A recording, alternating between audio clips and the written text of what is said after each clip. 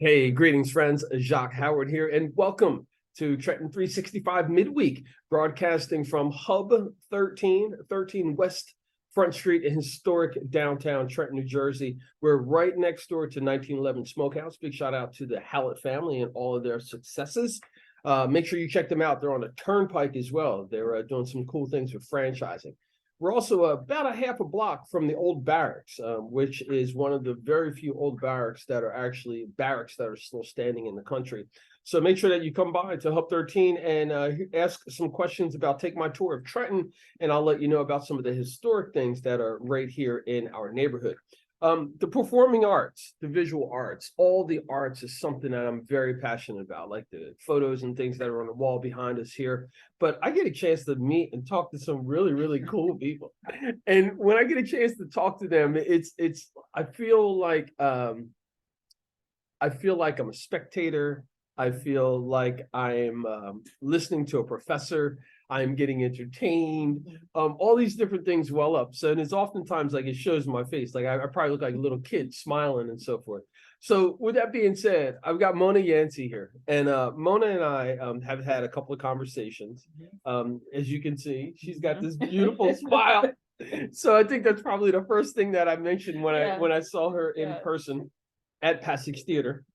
So Monah, why don't you share a little bit about what your work is, and then I want you to talk more about the craft of performing artists and being an artist, and what it's like to be a working artist. Oh, yes. So, hi everybody. As Jacque said, I am Monah Yancy, and I am a performing artist as well as a teaching artist, and I'm a writer as well. So just trying to wear all these different hats and make sure they stay on my head. All right. So I'm working with Passage. I started with them August 1st, but honestly, Passage and I go back to 2018.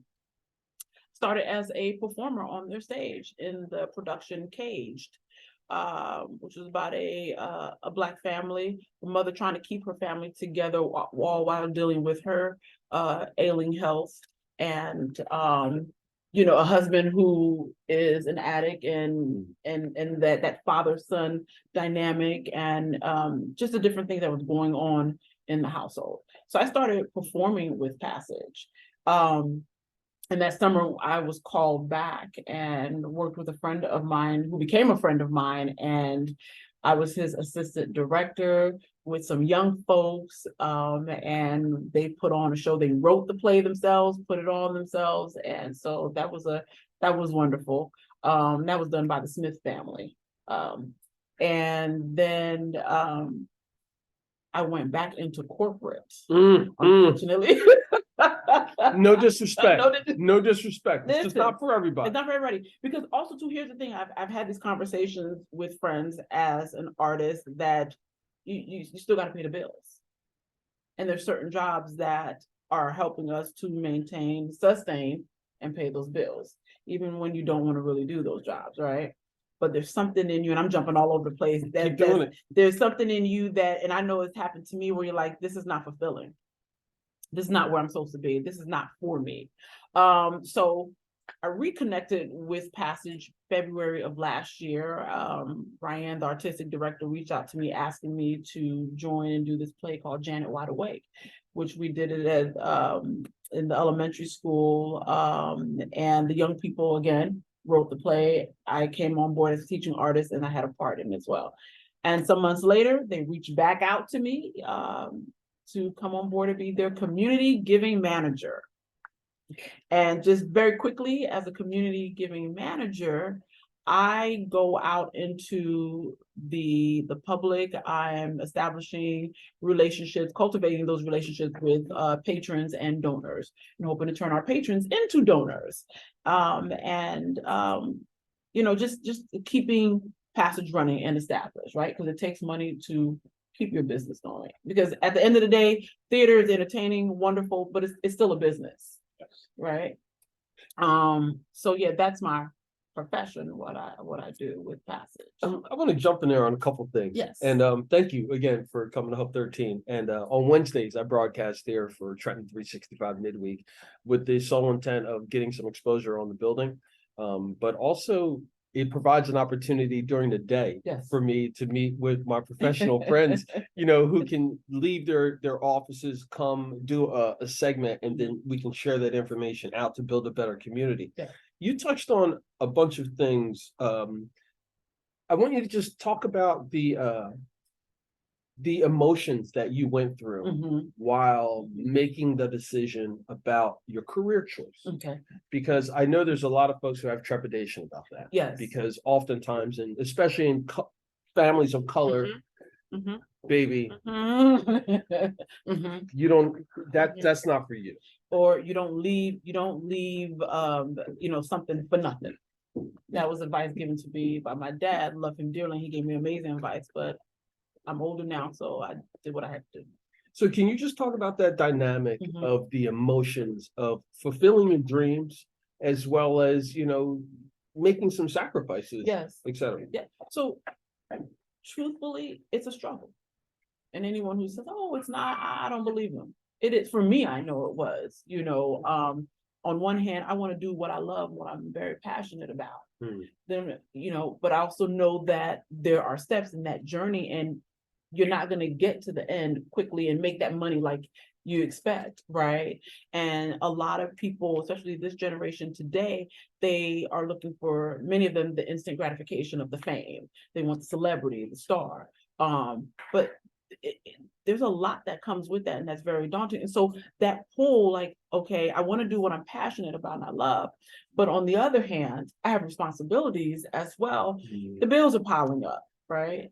And I've got rent to pay and this and this and that. And what happens to, especially for a lot of us of color, if you don't have that support, family, friends, or whomever, or sometimes people look at you and tell you, oh, that hobby. This is not my hobby. This is my career. This is part of my life. This is what I do. And so I've had those nights of crying and wondering, should I give it up? Is it for me? Will this happen? I hate going to this corporate job. I want to be on stage acting, right? I want to sit around and talk to some of my actor friends, but I got to go to work. So if you don't necessarily have that support, or if your faith or whatever it is you're holding on to help you, you will quit. You will give into those emotions that are telling you, let this go. It's not for you. It's not going to happen. It's been several years. That's tough. And I know what I have learned is, no, you don't quit. You may have to take a step back from it. You may have to take a break or put it on pause, because I had this conversation with a friend. Once an actor, always an actor. No matter what I do or what other path I'm supposed to be on, where I'm going, once an actor, always an actor. You understand? So if I left it in my 20s and then 20 years later I come back, it's still there. So, you know what I mean? And that's in you. And also what has helped me to be a better actor from where I was in my, 18, 19, 20, I've now gained life experiences as well. And I use that in my performances or my writing. And there have been times like, I can't, this is just too much. But then if I go in the classroom and I'm teaching the young people and and I see what they're doing and how that light's turning on for them, or the excitement that's coming over them, I'm like, all right, Monah, this is why you do what you do. And I'm like, all right, God, okay, so you got me here for a reason. Okay, I get it now. It's all coming together.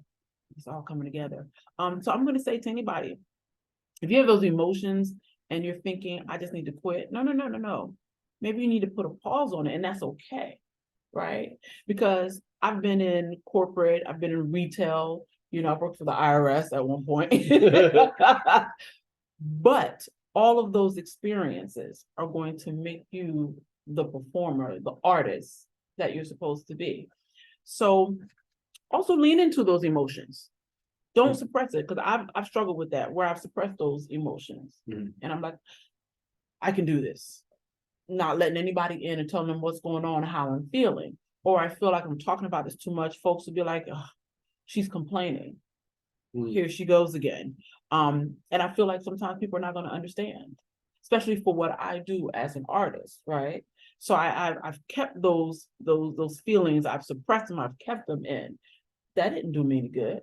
That didn't do me any good. So you're having those feelings and you feel like I want to give up, or this is not for me. It is okay to not be okay. It is okay to feel how you feel. What I'm going to say is don't stay in it. Don't stay in it. Right. So if you're wondering, oh, such and such is doing this, or these folks got this, or what's happening, it doesn't mean that's not going to happen for you. That's just not your time right now. Also, maybe there's a different journey you're supposed to take to get to where you need to go. We don't think about those, right? And then I have my moments where I sit back and the tears have, run down my face, and I'm just like, what am I not doing? And then I'm like, all right, Monah, wait a minute. But you are doing what you're supposed to do. You are where you're supposed to be, right? Never thought I would be a teaching artist. Never thought I'd be working at Pastor's Theater as a community. I'm like, I'm an actor. I should be on stage. Yeah. But I need those for a reason. There's a reason for all of that. It's helping me be the person that I need to continue to be. I'm a giver. I'm a helper.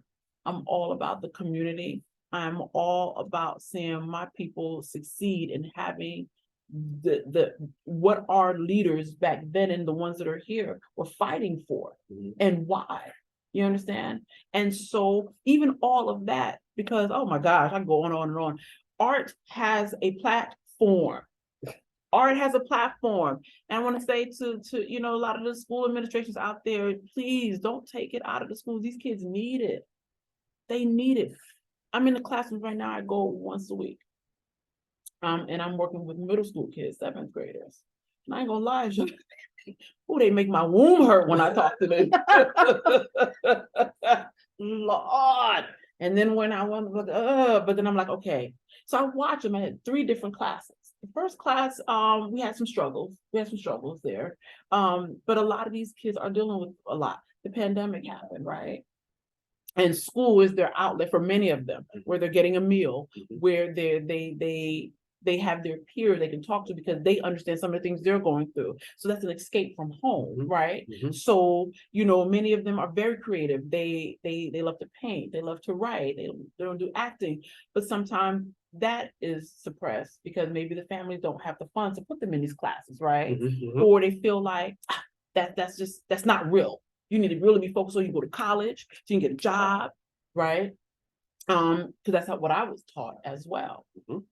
But my dad was like, listen, even if you don't want to go to college, eventually he was like, okay, if you're not going to go to college, you can't just lay up in here. You got to have some kind of job or trade, do something. But I look at those young people yesterday, and some of them, we're helping them write plays. We're helping them develop these plays. Some of the stuff that I read, and I was like, if you just stay here and you focus, my gosh, how far you're going to go. Some of the stuff, they had such wild, great, beautiful things that were written, imagination, but I could tell they incorporated a lot of what they're going through into their play as well, right? Self-interpreting, right? And so we need to continue to feed that. So some of the hurt and some of the anger these kids are experiencing they are putting that into their art, their writing, their drawing, right? If they're performing on stage, they're using that. So that's helping them. What people don't understand, you're helping them with their communication skills, their social skills, being able to be better speakers as well, how to advocate for themselves. Because what you're putting on paper, that's telling me, okay, there's some concerns that you have, some things you're dealing with, right? This may be a character, but that is you as well, right? So there are some, like I've played a mom. I'm not a mother in real life, but I have taken from my own mom, looking at my sisters, my friends who are mothers, some of the things they've dealt with, right?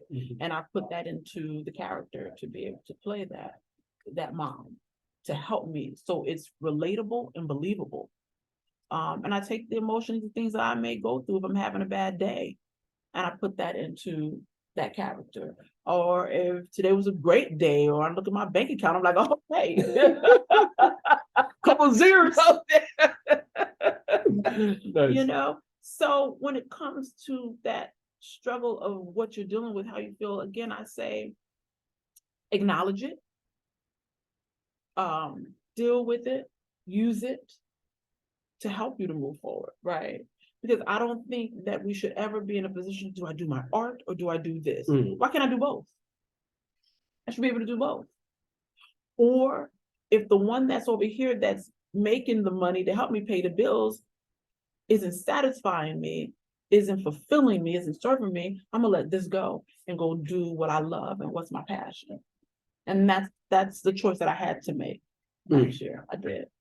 Well, I want to say congratulations. Thank you. On doing that, because I mean, you seem happy. Yes. And joyful. Yes. More than just happy, but joyful. Joy. Love that word. Yeah. Joyful, yeah. So I want to, before we finish up, I just want to tie a couple things together. Mhm. So the education, Mhm. teaching, advocating, and you're in this development position Mhm. at Passage Theater. Mhm. Earlier you mentioned that it's important for people in the community to know what's going on. Yes. Besides it being your job, Mhm. to do that and to bring funds in, I'd like for you to speak to those folks about the importance of just art and performing art and what Passage Theater is doing for society alone. Yes. Can you just talk about that a No, bit? no, absolutely, absolutely. For me, why I say it's so important for the community to get involved in the arts. We're gonna go back to the civil rights movement, right? Mhm. There were a lot of artists who marched with Dr. King, and they used that platform. And at that time, you back then to do that was considered career suicide. Basically, and I mean, and even still today as well, as an artist, if you're using your platform to speak out against social injustices, then sometimes you are shunned, right?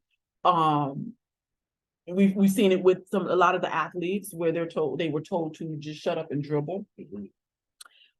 But at the end, when I'm done with that game, you're going home as a Black man or Black woman. This does not change, regardless of the status or the career you have. So I look at Passage in the work that they're doing with working with local Trentonians, local talent, to speak about what's going on in the community that folks can come out and relate to. And I'm trying to change the narrative of, oh, theater, that ain't us. That's not our thing. That's not what we do. Here I am. Hello. Black woman here in front of you who grew up loving the arts, and I have family who supported that. So that's important too, right? And listen, whether I see an Asian person up there on stage or a Latina or a white person, I'm looking at this, I'm listening for the story, right? What you're speaking about. How can I relate to it? And yes, it is very important. We need to see people who look like us. True. And our stories need to be told by us, because again, I said this just on Sunday. No one can tell your story authentically like you can, right? And you're seeing that more and more. Unfortunately, with the murder of George Floyd 3 years ago, we started seeing not only big corporations, but even American theaters putting statements out about how they're trying to do better, what they can do to be anti-racist, and standing with the Black community, and making sure that they are doing shows that represent people of color in the community. And these are stories. And so you're seeing now a lot more Black directors, playwrights, because yes, back then, even Black playwrights, their shows were being directed by white directors, right? And it's okay if you have truly taken the time to study, research, and wanting to know the history and the story to be able to put the story out, right? So, and I love the fact that now we are very much in control of our stories and telling it the way it's supposed to be told. And we're seeing that more and more. So that's important. So, art and social justice marry each other. They do. And anyone who thinks that that's not true, you just think about the things that are happening. You go and you watch a show and they're talking about things that are going on today. And you're like, whoa, yeah. And so that makes you want to get involved. And so also, I just feel that, we just got to keep pushing art. It's important. We can't let it die out. We need it. We need it. Right. And so to those out there, come to Passage, come see a show. We have different programs as well. If you want to see a show and you're like, I don't have the money, you will not be turned away. You will not be turned away. It is important, it's great too. Sometimes you need an escape from what's going on, right? You come and see a show to laugh. There's some shows going to really make you think and have you having those conversations that are necessary, right? But it's also important to see yourself represented. It's also important to come because we want to pass it down to the generation after generation. That's also encouraging our young people, right? Because when I was younger and I went and saw a show and I was like this, like you said, a kid in the candy store. I was like, yeah, I want to do that. I want to do that. I can still see it in your face. You want to do it right now. I want to do it. So, and I want to change that narrative where we're like, that's just not for me. But how do you know if you don't go and you see? You say you want to be heard and our stories need to be told. Come out, come see these stories. Yeah. Hallelujah. So I answered the question, Jack. No, you did. This is fantastic. I wish we had some food and some drinks. That way we could just keep rocking. Yes. So I know you've got a lot more on your plate that's coming up. That's with Passage, which is your day job, passagetheater.org. But that's just, as you so eloquently put throughout this whole conversation, that's just a piece. That's just a piece. So I'd like for you to do that 30-second elevator pitch to those out there who could use your services or your talent. What would you like to say to them? Hello. Okay, yes. You know what? I am a writer all about making you think, making you laugh, making you experience, and making you want to just enjoy. I'm telling stories that are for those who feel unseen, who've not been heard, for a population that people just don't think about. So, I'm a writer, I'm a teaching artist, I'm an actor. So if you need help with how to write a monologue, how to audition, I'm your girl. And listen, I'm looking for work as well. So book me. I'm ready. Okay. All right. I got some great stuff coming. Awesome. Yeah. So how can they get in touch with you besides me sharing your stuff on social media? How else can they get in touch with you? Oh, yes. So I am on social media. I am ZuluGal02 on Instagram, Monah Yancy on Facebook. I'm on Twitter at Monah Yancy. So yeah. Awesome. Thanks, friend. I appreciate Thank you. Man, look at that smile. I love it. Listen, folks, Trenton 365 midweek, broadcasting from Hub 13. Hub 13 is located at 13 West Front Street, right next door to 1911 Smokehouse, a half a block from the old barracks, and in between the blocks of South Warren Street. Not far from Mill Hill Park. There's parking garages here as well. On Wednesdays, I'll be here broadcasting. I'm inviting people who I know to come in and talk about what they're doing, get some exposure for not only the building, but also the city of Trenton and these special human beings that are in my life, but also to encourage you, to let you know that there's a lot more happening than what meets the eye. It's not a lot more than print media, and this is real life and real things that are happening, and I encourage you to be a part of that. And the best way for you to do that is by reaching out, because only you can build the community that you want. Yeah. I'm Jacque Howard for and with Monah Yancy. Remember, friends, it's always about justice, peace, and humility.